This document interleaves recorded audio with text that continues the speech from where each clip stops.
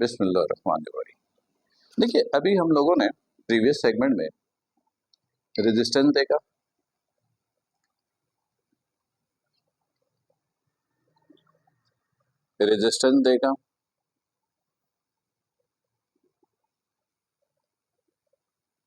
Are, inductive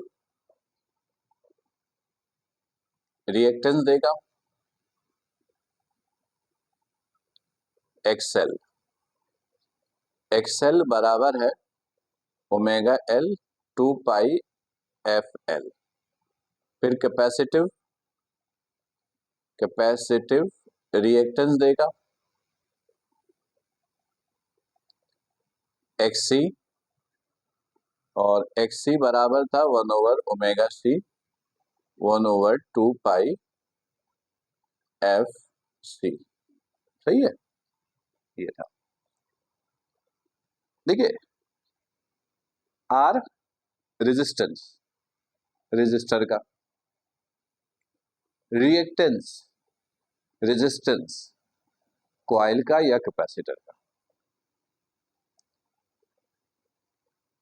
the net effect, the combination of resistance and reactance, combination of या net effect of resistance and reactance resistance R is called impedance. impedance itself एक resistance है और इसका unit भी unit is ओम। इसका unit भी ओम ही है, क्योंकि ये भी रेजिस्टेंस ही है। मतलब resistance, inductive reactance, capacitive reactance, impedance, ये सब रेजिस्टेंस है, यूनिट ओम है। लोड रेजिस्टेंस है तो आर, कॉइल का रेजिस्टेंस है तो एक्सएल, कैपेसिटर का रेजिस्टेंस है तो एक्ससी, और रेजिस्टेंस और रिएक्टेंस ये दोनों रिएक्टेंस है इसका, और इनका जो नेट इफेक्ट है उसको बोलते हैं इंपीडेंस। जेड से लिखते हैं, इसका यूनिट भी ओम है। अब सुनो गौर से, समझोगे।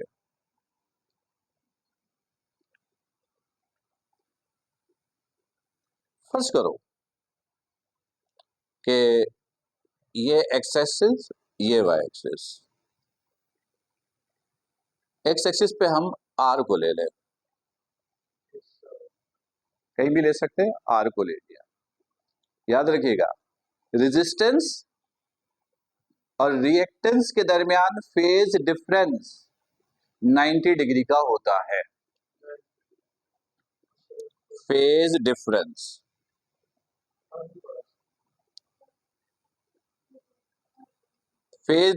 Are between R and x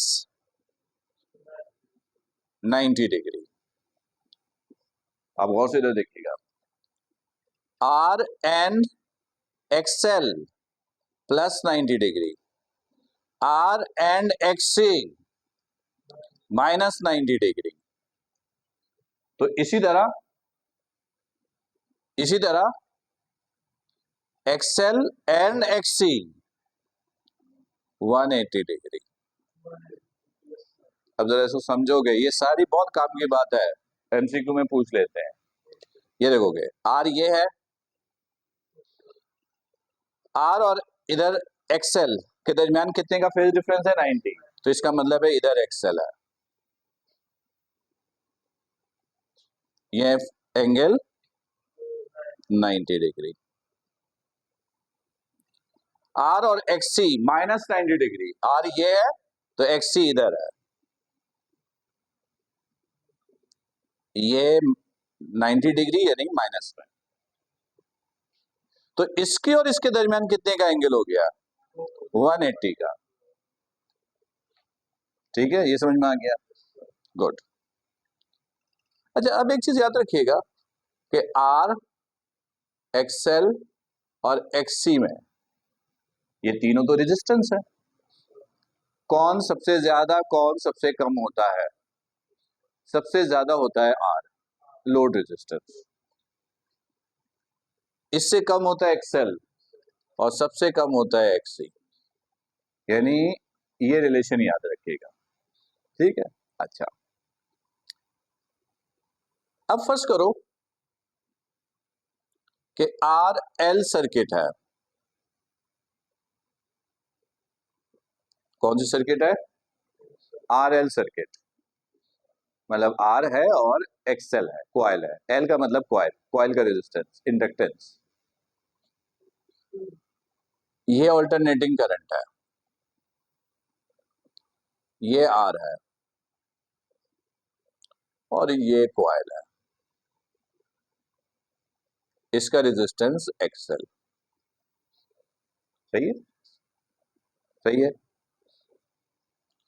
अगर इन दोनों का फेजर डायग्राम बनाए तो ये आर, ये बहुत आसान हो गया, ये याद रखोगे तो बहुत आसान है। एक्सएल, ये एक्सएल, ये एंगल कितना है? 90 डिग्री। सही है। इन दोनों के रिजल्टेंट को क्या बोलेंगे? इंपिडेंस।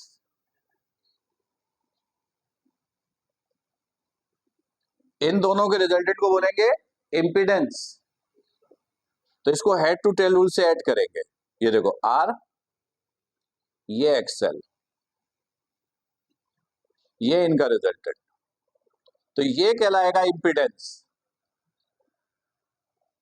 और ये इंपिडेंस एंगल 5 बोल दो। तो ये कैसे निकलेगा? इन दोनों के पाइथागोरस थ्योरम से। पाइथागोरस थ्योरम से देखो राइट एंगल बन गया है। तो Z बराबर हो जाएगा root R square plus Z square के, सॉरी एक्सएल स्क्वायर के। R square plus XL square, ये जेड के बराबर। आप एक्सएल की जगह ये भी लिख सकते हो,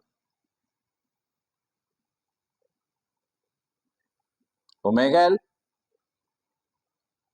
आप इसकी जगह ये भी लिख सकते हो, ओमेगा की जगह 2 पाई एफ। तो ये सब इंपीडेंस है फॉर्मूला। ठीक है, लेकिन फर्स्ट करो, अब ये आरसी सर्किट है। आर है और इसके साथ कैपेसिटर है।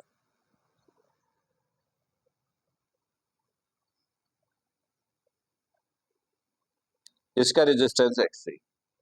इसका फेजर डायग्राम बनाए। ये आर है, ये एक्सी होगा। ये डायग्राम याद रखो तो खुद ब खुद ही सब याद रहेगा।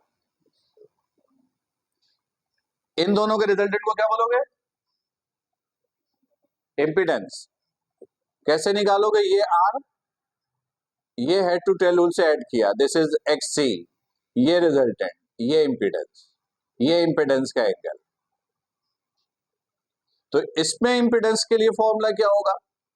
Are square plus minus U plus XC square. Pythagoras theorem में कुछ प्लस माइनस के कोई ताल्लुक नहीं है। ये यानी याद ये रखना कि आर और एक्सएल है, फॉर्मूला यही है बस, R square plus XL square. अगर सी होगा तो R square plus XC square. और अगर ये फेज एंगल, इंपिडेंस एंगल मालूम करने के लिए बोले तो फाई का फॉर्मूला ये हो जाएगा, tan inverse XL over R या tan inverse XC over R. पता है ना? एंगल निकालने के लिए टेन थीटा यूज करते हैं, परपेंडिकुलर ओवर बेस। ये परपेंडिकुलर, ये बेस, ये परपेंडिकुलर, ये बेस। लेकिन फर्ज करो कि आपके पास RLC सर्किट है,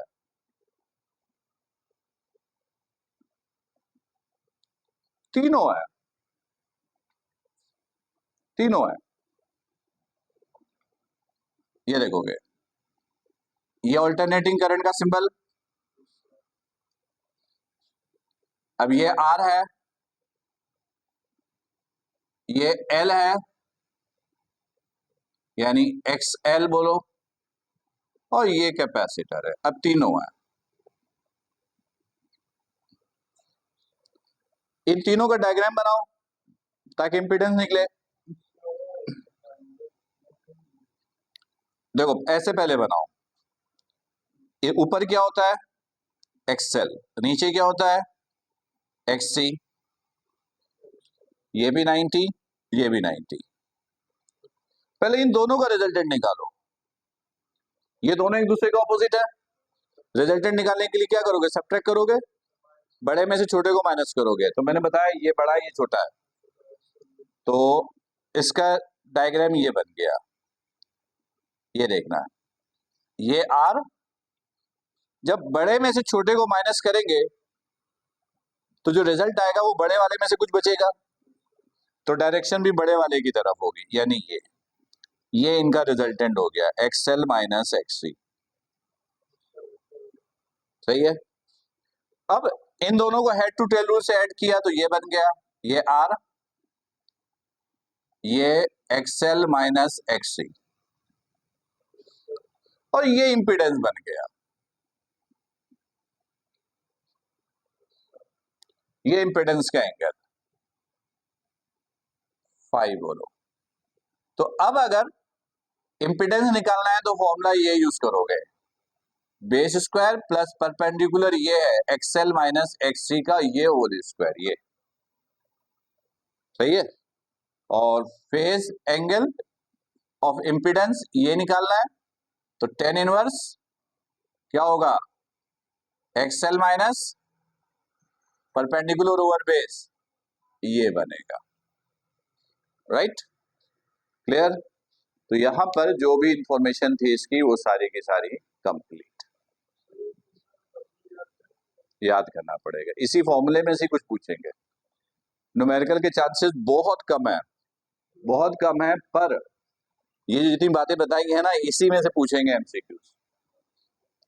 हाँ ये जरूर हो सकता है कि हम रेजिस्टेंस और इंडक्टिव रिएक्टेंस दे दें, इंपीडेंस पूछ लें, तो ये कैलकुलेशन आसान है, सिंपल पाइथागोरस थ्योरम यूज करना है।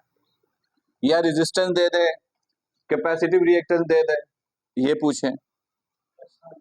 या ये हो सकता है कि एक्सएल भी दे दें, एक्ससी भी दे दें, और आर भी दे दें, और इंपीडेंस पूछे, तो फिर ये यूज करेंगे, ये भी आसान है भाई। ये भी पाइथागोरस थ्योरम में, इसमें से इसको माइनस किया, जो रिजल्ट आएगा उसका स्क्वायर करेंगे, और वैल्यू भी छोटी छोटी देते हैं। राइट, तो ये सारी बातें बहुत अच्छे तरीके से आपको याद रखनी पड़ेगी। क्लियर। तो फिलहाल यहाँ पर आपका सिलेबस जो है वो फिलहाल वाइंड अप हुआ, ठीक है, ओके।